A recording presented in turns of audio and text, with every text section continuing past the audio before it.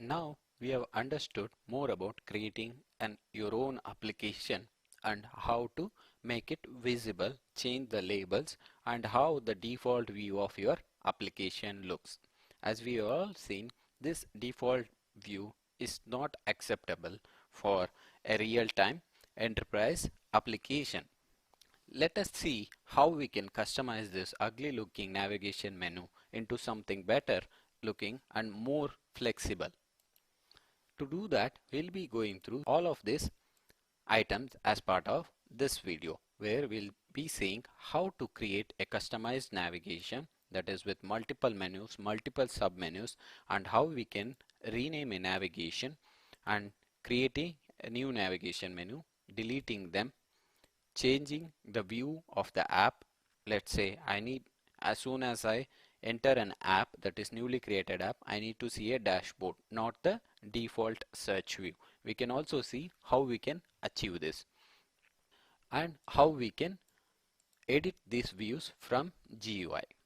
So let us go straight into our lab.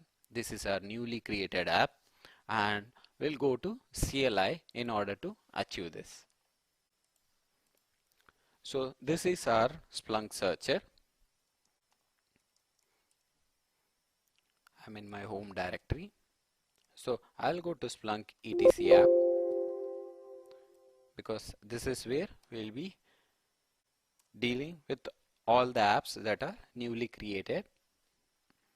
We'll go to our newly created app, that is Splunk demo, and we'll create a local directory, because this is where all the configurations that will be placed as part of our configuration. There is no local directory. I'll go ahead and create one.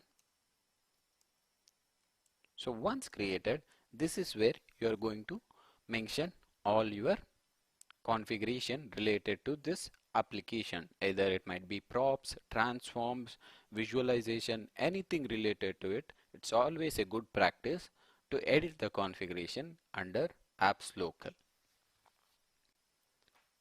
In order to create your custom navigations in Splunk, you need a file called default.xml, which whenever an application loads, the navigation is copied from this file.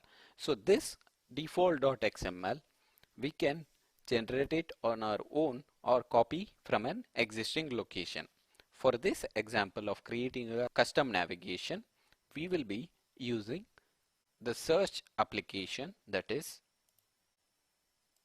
the search and reporting applications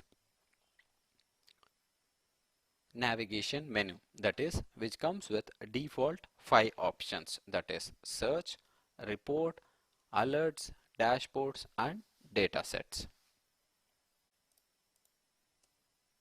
So we'll be using this navigation menu as part of our customizing our own navigation into this newly created app.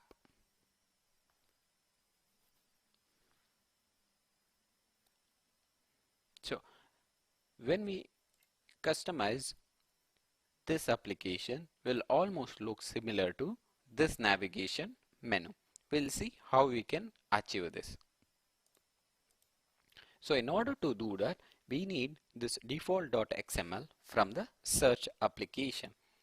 So let us copy that. It will be under opt splunk etc apps. This is our default application. I'll go to its default directory. It will be under data,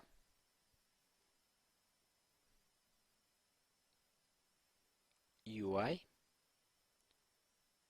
navigation, default.xml. So this is the file that we need in order to customize our navigation.